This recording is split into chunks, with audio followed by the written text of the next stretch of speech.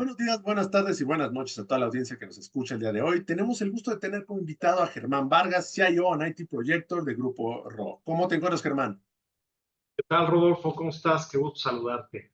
Igualmente, qué gusto tenerte de este lado. Y digo, me gustaría que pudiéramos empezar un poquito conociendo también quiénes son ustedes, quién es Grupo RO y esta labor que tú tienes como CIO, conocer qué es lo que hace un CIO aquí dentro. Claro, con mucho gusto. Fíjate que Grupo RO es un conglomerado de empresas que nació originalmente de un bufete de abogados. ¿Por qué? Pues porque con todas estas, los problemas legales a los que enfrentan las empresas, pues crean asuntos legales que hay que resolver, ¿no? Entonces, en su momento, con la legislación de hace algunos años estaba muy de moda el famoso outsourcing, como tú lo sabes.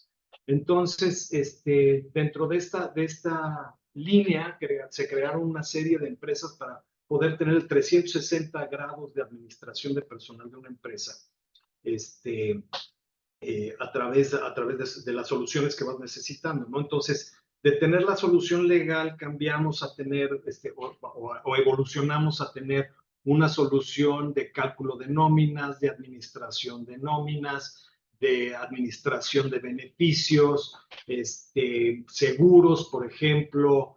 Entonces, pues, el día de hoy somos un grupo con 15 empresas, con más de 15 empresas, en las que realmente cubrimos todo el espectro que requieren las empresas afuera para poderlos ayudar en la administración de sus recursos humanos.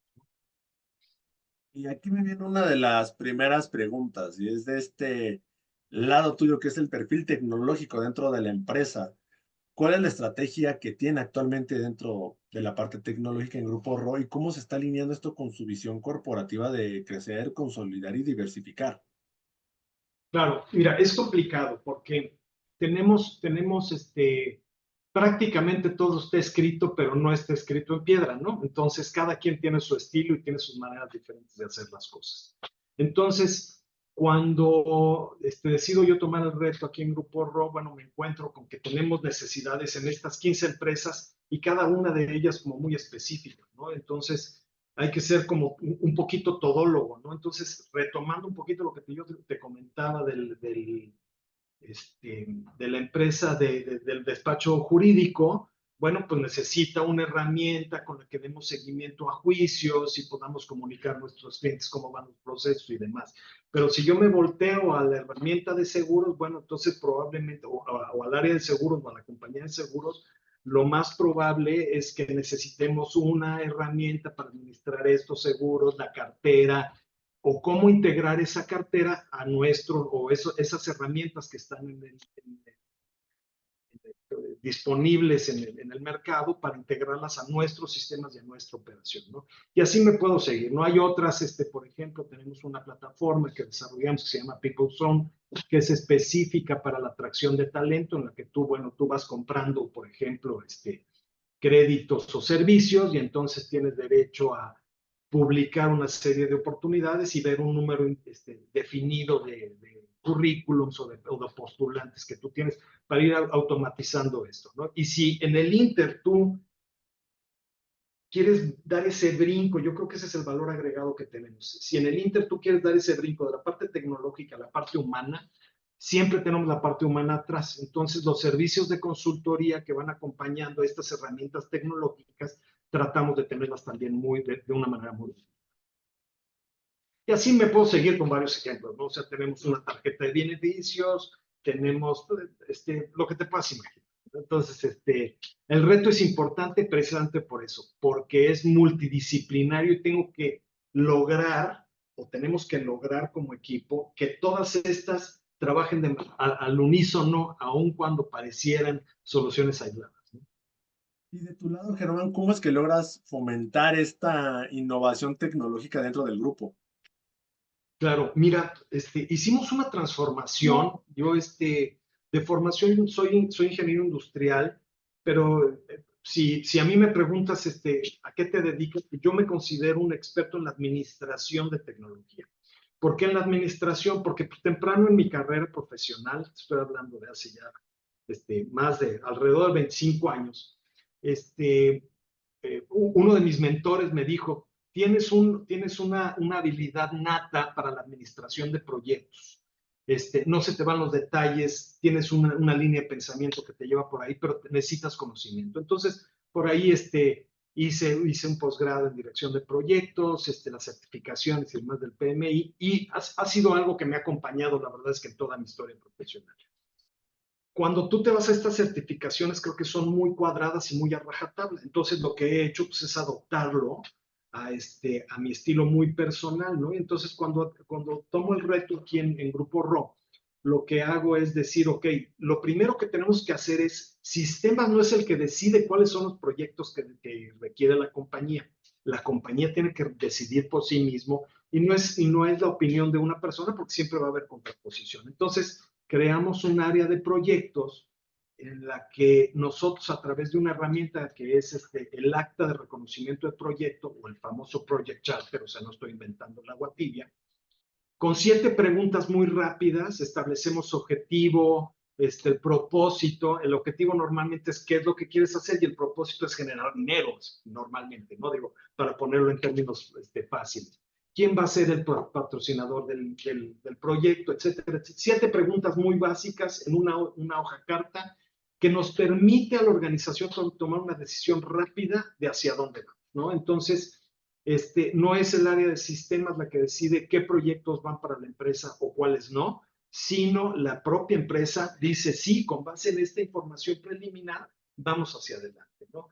Y lo siguiente que hago es, yo no hago nada que no esté bien definido o trato de no hacer nada que no esté bien definido. Entonces, una vez que la empresa decide que se va a embarcar en un nuevo proyecto, a través de un equipo multidisciplinario, hacemos un alcance de proyecto sumamente robusto para que el proceso creativo o de desarrollo sea muy uniforme. O sea, tú siempre tengas trabajo y sepas cuáles son los pasos que siguen, en lugar de que vayas definiendo constantemente sobre la marcha, que es una práctica común que creo que es muy perjudicial para las empresas porque tiene muchísimos costos encerrados a largo plazo.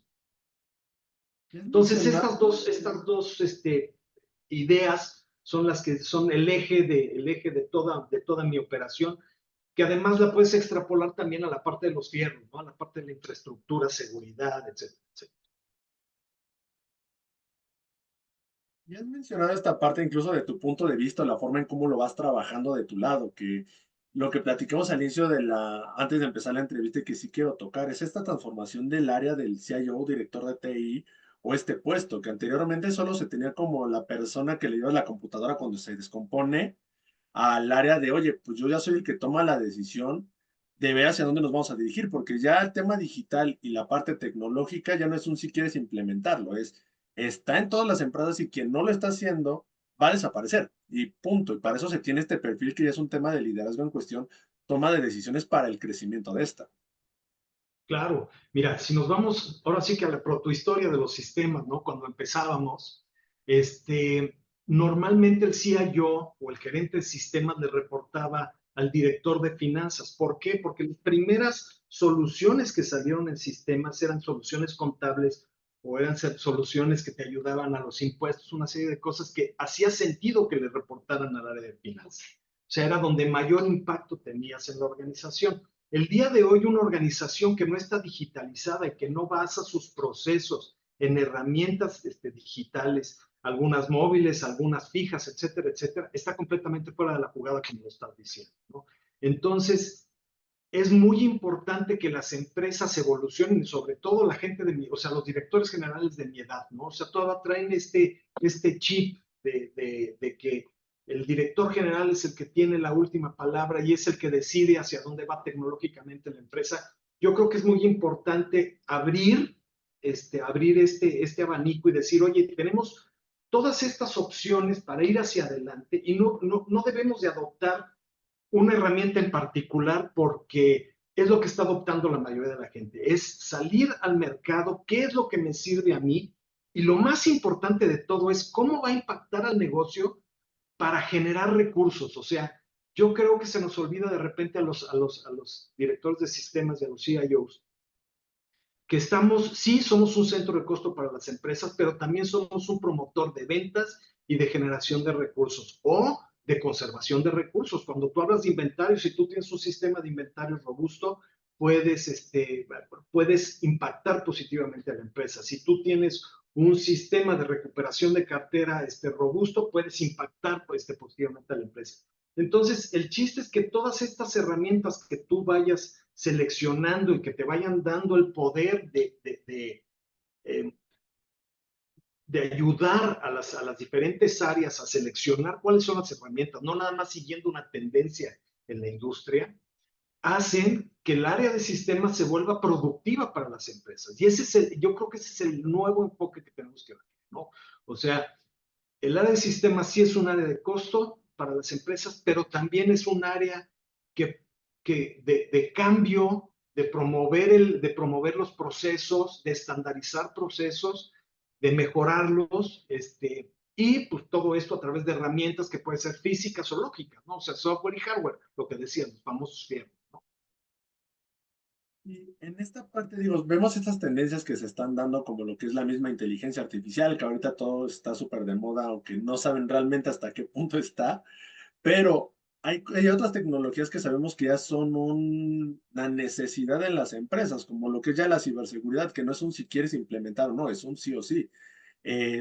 Además de esta, que fue como ejemplo, ¿qué otras sientes que ya son tecnologías que tenemos que ya estar utilizando en nuestro día a día en cualquier tipo de industria? Qué interesante que lo mencionas. Fíjate que una de las cosas que yo siempre recomiendo es no nos, no nos, no nos dejemos llevar por esta inercia de la industria. Si viene la inteligencia artificial, tenemos que adoptar la inteligencia artificial inmediatamente. No, analicémosla.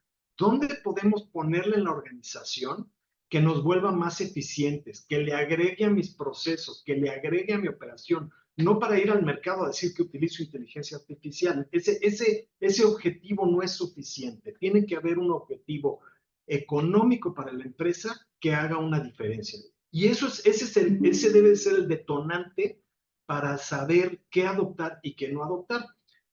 Tenemos, o sea, la inteligencia artificial, muy interesante que lo hayas tocado. Sí está ahí, yo creo que tiene su nicho, tiene aplicaciones impresionantes, pero hay que ser muy cautos cómo lo vas adoptando, o sea, en la organización. Me decías de la ciberseguridad, ahorita me voy para allá, pero te quería mencionar otra tecnología, por ejemplo, la famosa nube, ¿no? La nube, híjole, te quita muchísimos, crees que te quita muchísimos gastos porque ya no tienes que mantener servidores, no tienes que actualizar servidores, no tienes que mantener sites de cómputo, no tienes que... O sea, esa es la panacea que todo el mundo te dice por encima, pero la realidad es que es sumamente costosa y en el momento en el que tú adoptas la nube, te voy a poner un ejemplo, si tú adoptas la nube para un ERP, en México la permanencia de documentos son 7 años, entonces en el momento en el que tú metes un ERP en la nube para adoptarlo hacia los procesos internos, sabes que tienes un compromiso a 7 años, entonces ya no estás hablando de la inmediatez de los sistemas a 1 o 2 años porque es muy difícil planear hacia adelante. No, al revés, la nube, por ejemplo, te lleva automáticamente a 7 años, entonces, y cambiarte de una solución de la nube a otra solución de la nube es sumamente costoso.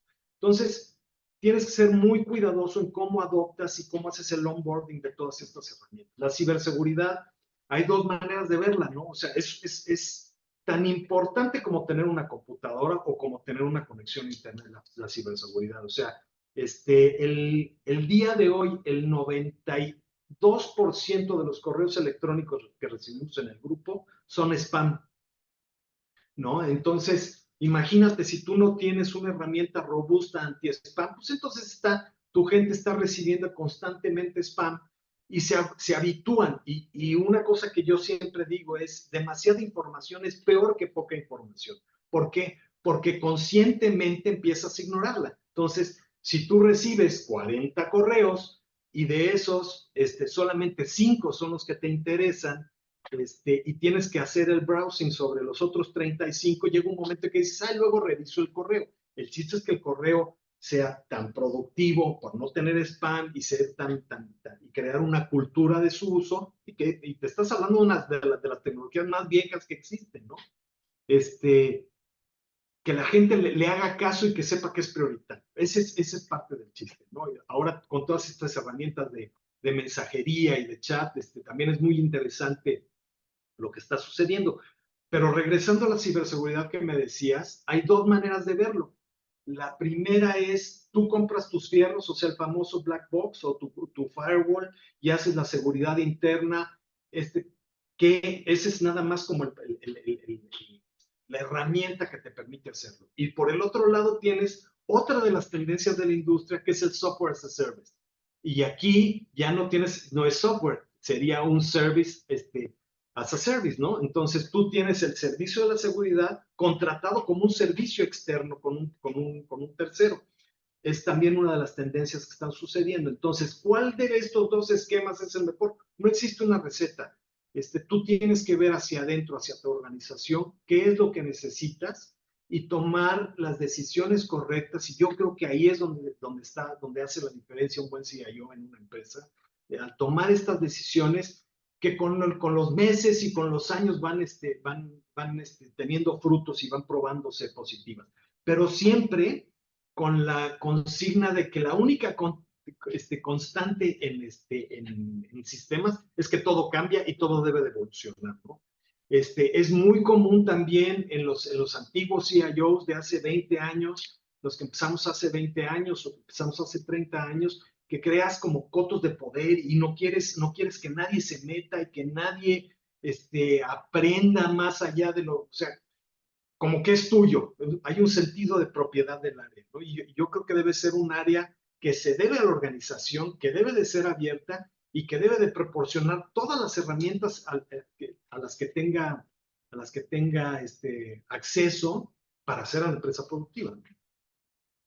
Y Germán, aquí en este último punto que tocas dentro de esto, ¿cómo es que de tu área tú mismo te mantienes actualizado con todas las tecnologías, sabiendo que es una lluvia de softwares nuevos todos los días, todo el tiempo, y a tu mismo equipo? ¿Cómo logras que ellos se mantengan actualizados o que te puedan llegar a decir, oye, estoy viendo que hay esta nueva tecnología, la podemos implementar, podemos lograr esto, también lograr que se llegue a esa tanto educación desde dentro como lograr esta comunicación con el equipo para esto?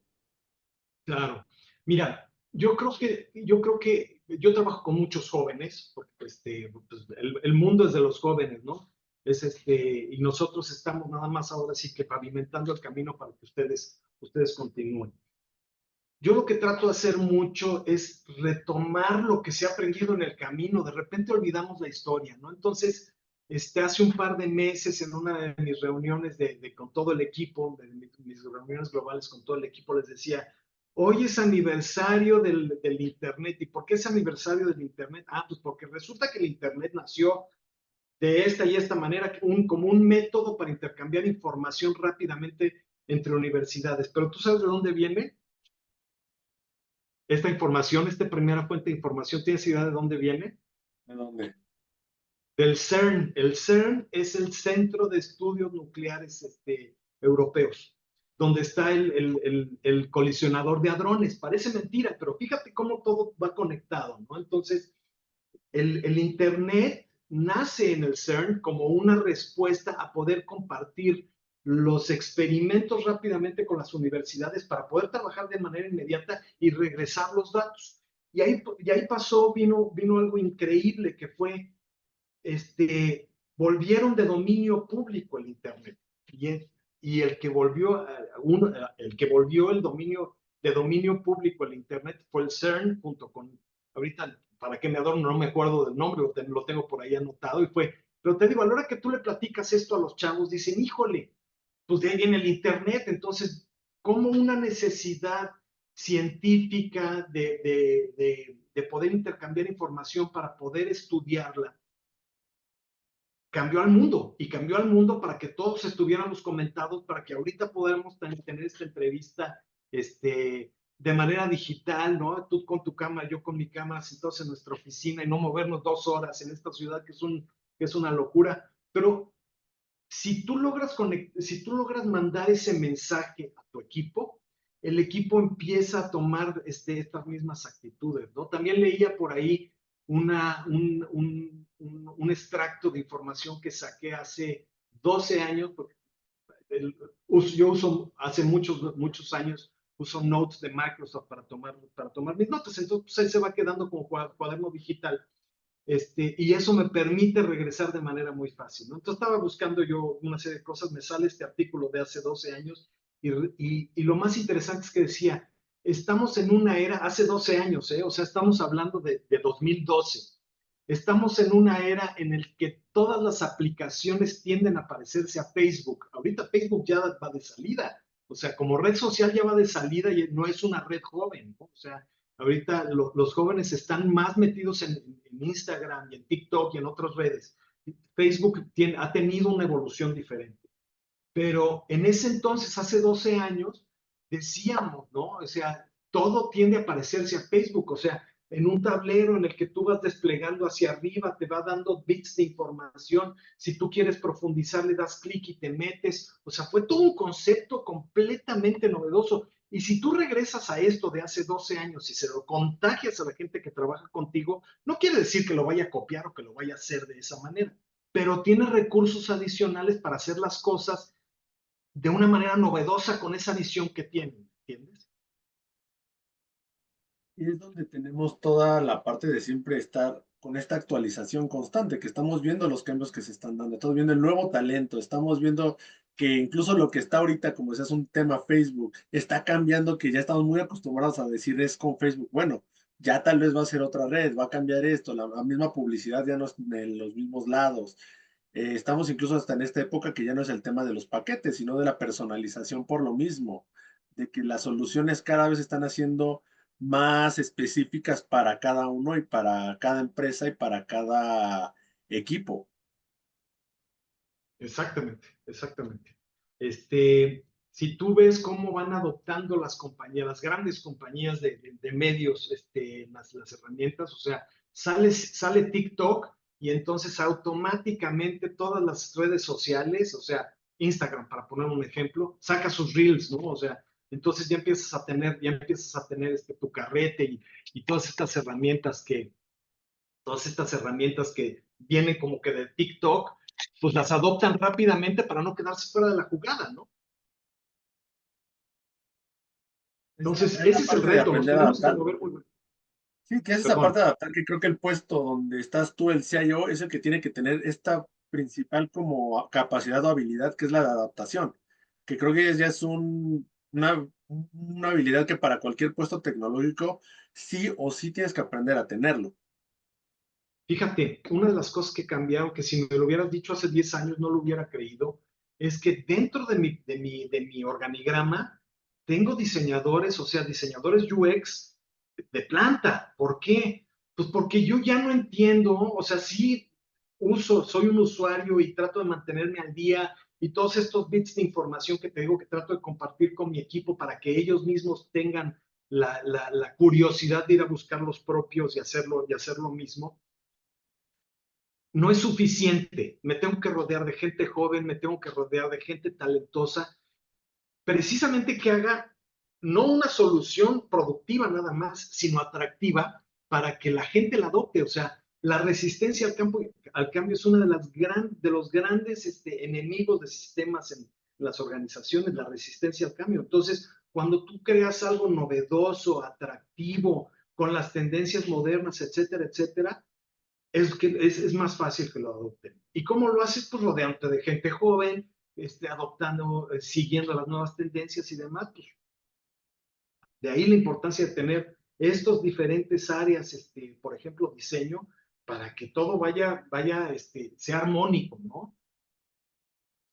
¿Qué consejo le darías no solamente a este perfil joven, sino a estas empresas nuevas que están surgiendo, que pues tienen que empezar a hacer esta adopción de tecnologías, que tal vez no saben qué camino llevar, cómo trabajar, cómo implementar este puesto dentro de la empresa, que sabemos que el CIO ya muchas va iniciando junto con la empresa, pero en otros es un puesto que se adjunta? Claro, mira, es muy complejo. O sea, sí veo que hay una falta de compromiso a un mediano plazo en las empresas jóvenes, ¿no? Entonces, de repente dicen, no, yo no quiero pagar tanto por un CIO, es demasiado caro. Pero la realidad es que yo creo que no está bien definido cuál es el rol que debe de tomar, porque si tú dices el director de ventas, pues el director de ventas tiene muy claro qué es lo que tiene que hacer, tiene que lograr $1 millón en ventas para X negocio el siguiente año, ¿no? Entonces, es medible, es alcanzable, y tú sabes si está haciendo un buen trabajo o no está haciendo un buen trabajo. El director de finanzas pues, tiene que tener al tiro todos los impuestos, tiene que tener al tiro las entradas, las salidas, las prospecciones de los gastos, una serie de cosas. Si nosotros ponemos en ese contexto al CIO, si logramos que los jóvenes y las empresas jóvenes pongan en ese contexto al CIO, como te decía yo al principio de la entrevista, muy de la mano de los procesos de la empresa, o sea, yo creo que el CIO, más que el dueño de las computadoras, del Internet, de la ciberseguridad, debe de ser el dueño de los procesos de la empresa. Cuando nosotros logremos meter al CIO en ese nicho, al mismo nivel que ventas, finanzas y operación, procesos, vamos a estar, yo creo que vamos a entender ese nuevo rol que debe de ocupar, ¿no? Y cómo impacta positivamente a las empresas. Esa parte que mencionas al final me gusta también mucho porque tuve el gusto de ayer platicar con una empresa emprendedora que salió hace 2 años y que ya tiene 300 clientes a nivel nacional por el crecimiento que sabe y es lo que menciona, de mira, yo soy un equipo de 9 personas, pero por el hecho de saber usar la tecnología con 9 personas puedo cubrir 200 clientes sin necesidad de gastar en más empleados, porque aprendimos cómo hacer esta administración, pero que lo que dices es llevar un buen equipo de TI que si se hace bien, no, puedes reducir costos en muchas cosas, puedes mejorar otras, puedes agilizar procesos, pero es donde lo que mencionamos al inicio, Germán, que ya el puesto del CIO por eso tiene tanta fuerza ya de toma de decisión o que se está tratando de que tenga más, porque claro que ya está teniendo tanto valor o incluso más valor que algunos otros puestos que antes le dábamos esa importancia. Claro, claro, fíjate, lo que pasa es que soy inconvencido de este concepto, ¿no? Y entonces regreso a la parte de los procesos. Si tú tienes procesos robustos y bien definidos como el soporte a clientes, por decirte algo, esta empresa de la que me comentas de 9 empleados, seguramente tiene un proceso muy robusto de cómo da soporte a clientes. Entonces, ¿cuál es mi primer línea de contacto? Pues va a ser un correo electrónico, va a ser un mensaje a través del app, va a ser a través de un botón, a través de un app, lo que sea. Tú generas en ese instante una alarma y esa alarma va a tener una serie de consecuencias y una serie de caminos.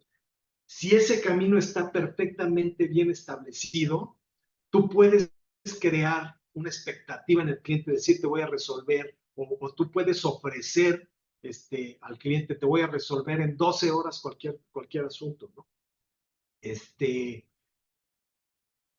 Y si tú llegas a ese punto y empiezas a ver que empieza a bajar este convenio que tú tienes con tus clientes, tú dices, necesito una persona adicional, pero es consecuencia de que el negocio creció, no una consecuencia de que el proceso estaba mal. Entonces, sí, efectivamente, un buen proceso con unas buenas herramientas bien pensadas, yo creo que te llevan a estas eficiencias y a estas nuevas maneras de hacer las cosas.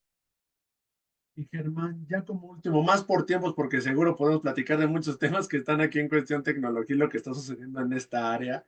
Eh, Con mucho. pues, ¿qué consejo le puedes dar, ya no solo a esta parte joven que mencionamos al inicio, sino a toda la industria en cuestión de esta parte tecnológica? Un mensaje que te gustaría dejarles, este espacio que dejo al final siempre es para ustedes y el mensaje que quieran dar. Muchas gracias. Pues yo creo que seamos abiertos, ¿no? O sea, entendamos que nos debemos a la organización y que nos debemos a la gente. Sí, estamos en un área de tecnología, pero nos debemos a la organización y nos debemos a la gente. Cuando nosotros volteamos a ver a la gente qué es lo que necesita, nos sensibilizamos y nos solidarizamos con las necesidades de los demás, lo que nosotros hacemos y lo hacemos con pasión, le va a caer increíble a la organización y lo va a adoptar rápidamente. Como te decía, para mí eso es un gran reto, la adopción. Entonces, eso, o sea, sí nos encanta la tecnología, pero seamos humanos, seamos empáticos y trabajemos para las personas, aun cuando sea a través de tecnología. Pues Germán, te agradezco muchísimo por el tiempo que nos diste hoy para poder tener esta entrevista, platicar, conocer más de lo que está tanto pasando en el grupo como de tu lado y cómo es la perspectiva de los actuales CIOs aquí en México, que es el puesto que más fuerza y temas está llevando actualmente dentro de todas las industrias. Te agradezco mucho, Rodolfo. Ha sido un gusto platicar contigo. Estoy seguro que se repetirán adelante y aquí seguimos con mucho gusto. Te lo agradezco mucho y a nuestra audiencia también les agradecemos mucho el espacio que nos dedican siempre para poder escuchar estos podcasts. Les deseamos a todos una excelente tarde. Hasta luego.